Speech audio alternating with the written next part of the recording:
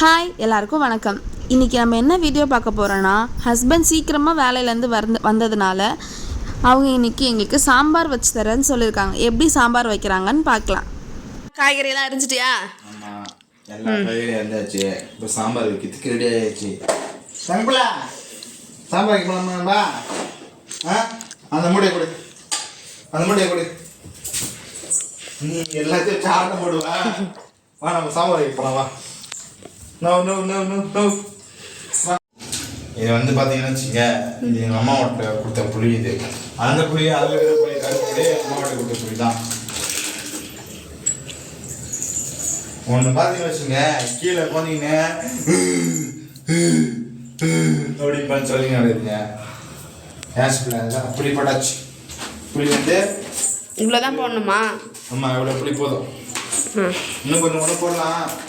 இந்த இது இன்னொன்று கேளுங்க, நான் வந்து இவ்வளோ புளி போடுறேன்னா இந்த புளி ஃபுல்லாக கரைச்சிடுவேன். தம்பில் என்னன்னா உன்னை கீழே விட்டாச்சா? இந்த கீழே விட்டாச்சா? அப்பா சமைக்கிறோம். அம்மா கூட இருக்கிறியா? அம்மா கூட இருக்கிறியா நீ? அம்மா கூட இருக்கிறியா?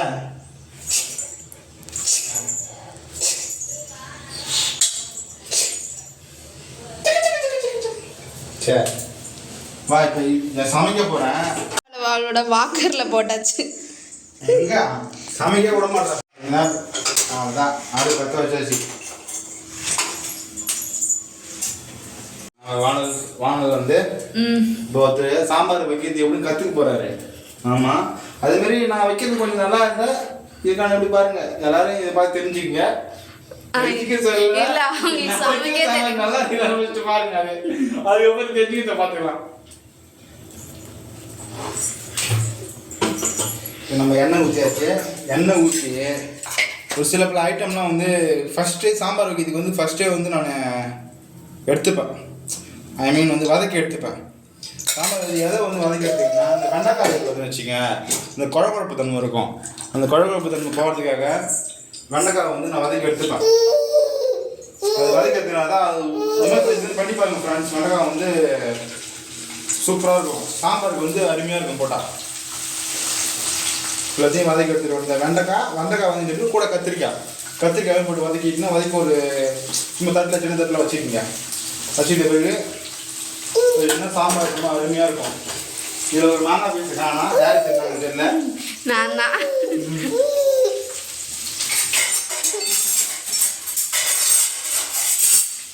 அதான்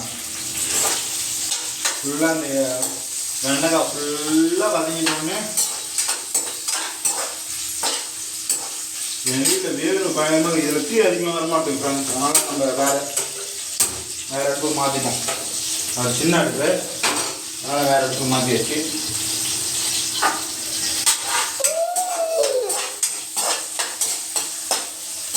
தாங்கக்குள்ள கத்தினே வித மாட்டேன் தெரியல. ஃபுல்லாக நல்லா வதங்கிடணும். பச்சை தன்மையாக இருக்கக்கூடாது, ஃபுல்லாக வதங்கிடணும். ஃபுல்லாக நல்லா சுருங்கிடணும். ஆமாம், சுருங்கிடணும். அப்படி வச்சுக்கா, சுருங்கின்னு வச்சுக்கா. எங்களை மாதிரி சமைக்க தெரியாதவங்களுக்குலாம் அப்படி சொன்னாதான் புரியும். இல்லை, ஃபுல்லாக அந்த குழப்பம்லாம் போய் ஃபுல்லாக சுருங்கிடணும். சுருங்கிட்ட பிறகு இந்த கத்திரிக்காய் வந்து எடுத்து வச்சுக்கலாம். கத்திரிக்காய் ஃபஸ்ட்டில் வந்து அந்த சாம்பார் கத்திரிக்காய் வதக்காமல் போட்டு விடுங்க. என் ஒய்ஃப் பார்த்தீங்கன்னா பாப்பா ஒருத்தங்க வைக்க போயிட்டாங்க. ஊற்றுறேன் இருமா, வானல் காஞ்சிருச்சா? அதுக்குள்ளே எண்ணெய் ஊற்றுறேன்ற. தண்ணி இருக்குதுங்க, ஒன்றும் வானல் காயிடுங்க.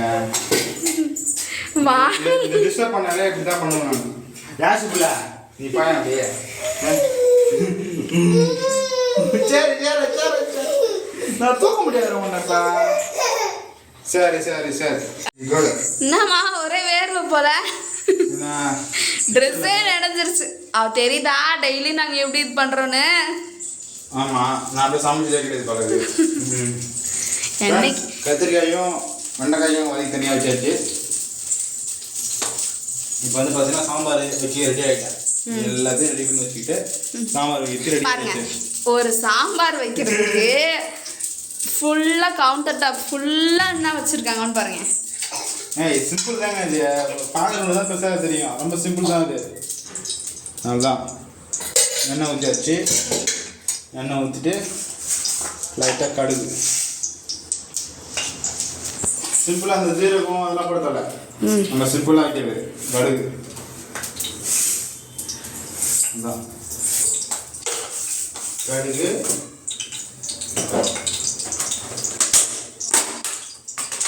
கருவேப்பிலை ஒரு பார்த்தீங்கன்னா இந்த கருவேப்பிலை எப்படி கட் பண்ணி போட்டு வச்சுருப்பாரு இங்கே உருவி போட்டு வச்சிருக்கேன். போட்டு வச்சுருப்பாங்க. கருவேப்பிலை போட்டு வேற என்ன உருவி தான் போடுவாங்க. சமையல் மாஸ்டர்லேயே சமையல் பண்ணுங்க. அவரு நானே சொல்லிக்க வேண்டியதான். அடே சரி, பச்சை மிளகாய் போட்டுச்சா? இவ்வளோ பச்சை மிளகாய் போடுவோம் காராது. பச்சை மிளகாய் காரம் கிடையாது. போடு. அப்படியே இருக்கும். அப்படியே பூண்டு,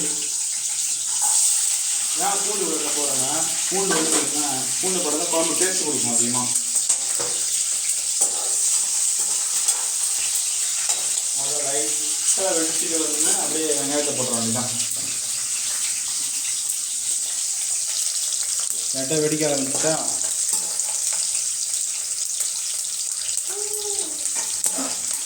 ஒன்று தாம்பூல கீழே பண்ணு அவங்க போய் பால் குடிப்பாடி பால் குடிச்சிட்டு வந்துட்டாங்க அவங்க. அவ்வளோதான், வதக்கியாச்சு. வதக்கின பிறகு அது வெங்காயம் போடுற வேண்டியதான். சிம்பிள். அதுக்கப்புறம் பட்டு முடிஞ்சிடும். அது நம்ம முன்னாடியே வதக்கியாச்சு இல்லை, வெண்டைக்காய் கத்திரிக்காயும்.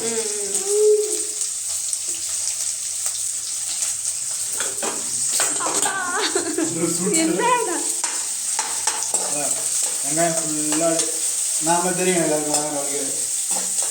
பார்த்தீங்க குளிச்சுட்டு வந்த மாதிரி ட்ரெஸ்ஸே ஃபுல்லாக ஈரமாக வச்சுருக்காரு. என்ன பண்ணுறது, நடமை அப்படிதான் பண்ணி ஆகணும். சிரிச்சுக்கங்க. வெங்காயம் போட்டு இப்போ நம்ம தக்காளி ஆட் பண்ணிக்க வேண்டியதான். தக்காளி ஆட் பண்ணிவிட்டு லைட்டாக வெங்காயத்துக்கு முன்னாடி லைட்டாக சால்ட்டு போட்டுக்கணும். சால்ட்டு நான் போடல. இப்போ சால்ட்டு போட்டிங்கன்னா உடனே வதங்கும், பட்டுன்னு கீழே வதங்க. கொஞ்சம் சால்ட்டு போட்டின்னு வச்சுங்க, உடனே வதங்கும் பட்டுன்னு. அதுதான்.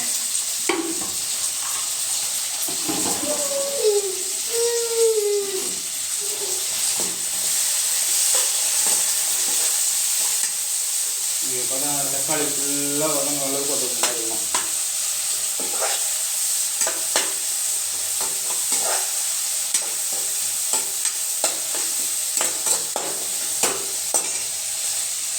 தக்காளி வதங்கிட்ட பிறகு தக்காளியெல்லாம் ரெடி ஆகிடும். மாங்காய் 3 பீஸ் தான் இருக்குது, ஒரு பீஸ் திருட்டா. மாங்காவை பார்த்தா யாராலையும் சாப்பிடாம இருக்க முடியுமா? யாருமே சாம்பார் வைக்க தெரியாதான். சாம்பார் வைக்க தெரியல, சாம்பார் வைக்க தெரியலன்னு சொல்லி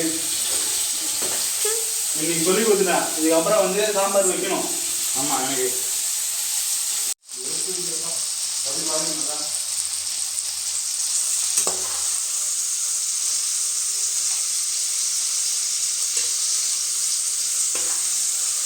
எவ்வளோ பூண்டு,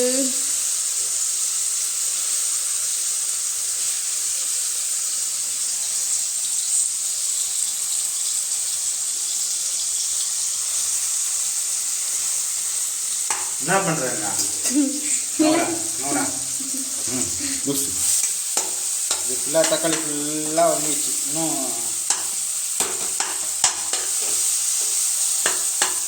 கொஞ்சம் காய்கறிலாம் வதங்கினாதான் ஒரு சாம்பார் டேஸ்ட் கொடுக்கும். வேறு யாரெல்லாம் கமெண்ட் பண்ணால் கமெண்ட் பண்ணி சொல்லுங்கள். சாம்பார் வச்சு எனக்கு வச்சு தெரிஞ்சு அவ்வளோதான்.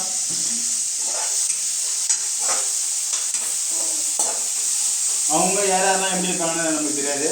நான் வைக்கிற சாம்பார் இருக்கான், சாம்பார் எப்படி தான் பிடிக்கும். என் அம்மா கூட நான் சொல்லி கொடுத்துருக்கேன். கத்திரிக்காயில் காரக்கம்பளையும் அப்புறம் வந்து சாம்பார்லேயும் வெண்டைக்காய் வதக்கி போட்டால் கொஞ்சம் டேஸ்ட் கொடுக்குன்னு சொல்லியிருக்கேன். அதே மாதிரி எங்கள் அம்மா வச்சுட்டு இருந்தேன்.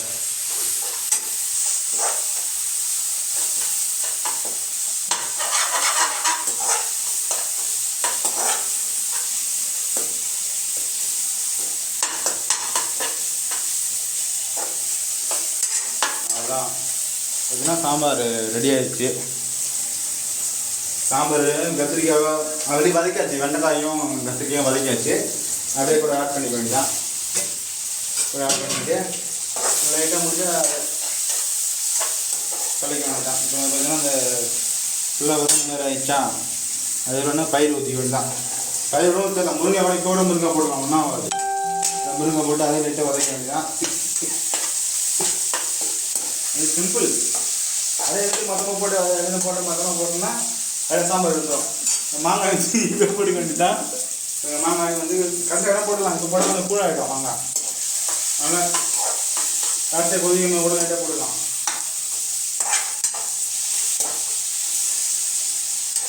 முருங்கை முடிஞ்சா இப்போ நான் டேரெக்டாக பயிர் எடுத்து ஊற்றிக்க வேண்டியதான். பயிர் எடுத்து ஊற்றிட்டு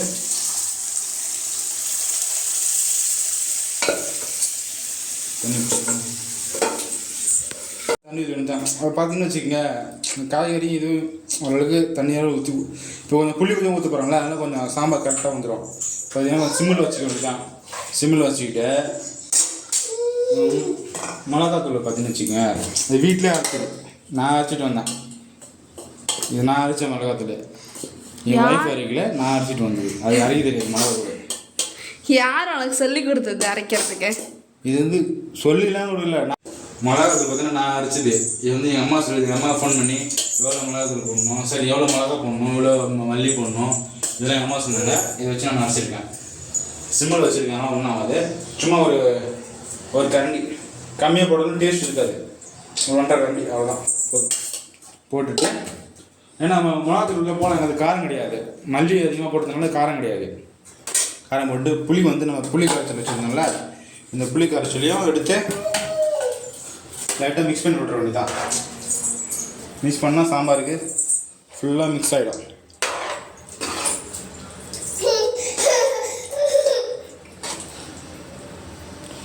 மிக்ஸ் ஆன பிறகு இந்த புளி கரைச்சல் வந்து ஃபுல்லாக புளி கரைஞ்சி அது ஃபுல்லாக கரைச்ச வேண்டியதான்.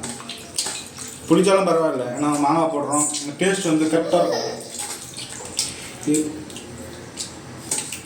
இந்த புளி வந்து தெரியும் எப்படி புளி வந்து புளிக்குதா இல்லை இனிக்குதா தெரியும். புளி வந்து கரைச்சாச்சு. புளி கரைச்சல் வந்து இப்போ சாம்பாரில் ஆட் பண்ணிக்க வேண்டியதான். நல்லா போதும் புளி. இதுக்கப்புறம் ஊற்றால இந்த புளி எடுத்து வச்சிட வேண்டியதான். அவ்வளோதான், சாம்பார் ரெடியா? சாம்பாருக்கு ஃபுல் ஸ்பூன் வச்சாச்சு. இதில் உப்பு போட்டுக்கணும். ஸ்டார்டிங் டைமே உப்பு போட்டால் தான் வந்து கரெக்டாக இருக்கும். கொதிக்கிறதுக்கு முன்னாடி கொஞ்சம் உப்பு போட்டு வச்சு காய்கறிகள் ஃபுல்லாக இருக்கும். எதுனா இவ்வளோ உப்பு போட்டுக்கலாம். வளருமா இவ்வளோ போடணும்னா கொஞ்சம் கூட ஆட் பண்ணிக்கலாம். காய்கறி இருக்கும். அவ்வளோதான் கரெக்டாக தெரியும். அவ்வளோ நம்மளுக்கு தெரியும்.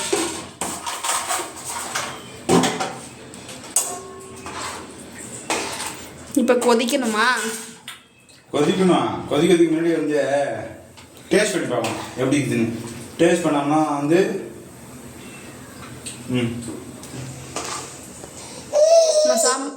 வந்து கொதிக்கிறதுக்கு ரெடி ஆகிடுச்சு. அப்படியே கொஞ்சம் லைட்டாக கொதிக்கிறதுக்கு ஃபுல் ஃப்ளேமில் வச்சுருக்கேன். சாம்பார் கொதிச்சு முடிச்சோடனே இட்லி ரெடி பண்ணிட்டு நீங்கள் சாப்பிட்டு பார்த்துட வேண்டியதான் எப்படி இருக்குன்னு. சாம்பார் நல்லா கொதிக்க ஆரம்பிச்சிச்சு. ஒரு 20 மினிட்ஸ் ஆகட்டும். சாம்பார் அப்போ தான் காய்கறிகள் நல்லா வெந்துடும். வெந்த பிறகு லைட்டாக சிம்மில் வச்சுட்டு இறக்கிட வேண்டியது. சிம்மில் வச்சு தான் அந்த எண்ணெய்லாம் பிரிஞ்சிடும். அப்போ தான் வந்து அந்த சாம்பாருடைய வாசம் வந்து கம்முன்னு இருக்கும். அவ்வளோதான், சாம்பார் சூப்பராக ரெடி ஆயிடுச்சு. இட்லியும் ஊற்றியாச்சு. இட்லி வந்தோடனே சாப்பிட்லாம். சாம்பார் எப்படி இருக்குன்னு டேஸ்ட் பண்ணி பார்க்கலாம். அவ்வளோதான், சாம்பார் சூப்பராக ரெடி ஆயிடுச்சு. இப்போ எப்படி இருக்குன்னு டேஸ்ட் பண்ணி பார்க்கலாம். இரு எப்படி இருக்குது. நல்லா சாப்பிட்டு பாரு. இது நல்லாதா? சாப்பிட்டு சொல்கிறேன். என்ன நல்லா தான் இருக்குது. செம்ம டேஸ்ட்டாக இருக்குது சாம்பார். இது வந்து இட்லிக்கு வந்து சுமாராக தான் இருக்கும். இல்லை நல்லா இருக்குது. செம்ம டேஸ்ட்டாக இருக்குது. சாப்பாடு தான் அருமையாக இருக்கும். இல்லை நல்லா தான் இருக்குது. அவ்வளோதான். அவ்வளோதான். இந்த வீடியோ உங்களுக்கு பிடிச்சிருந்துச்சுன்னா லைக், ஷேர் அண்ட் சப்ஸ்கிரைப் பண்ணுங்கள். உங்களுக்கு தெரிஞ்சவங்களுக்கும் ஷேர் பண்ணி சப்போர்ட் பண்ணுங்கள். வீடியோ ஃபுல்லாக பார்த்ததுக்கு ரொம்ப நன்றி.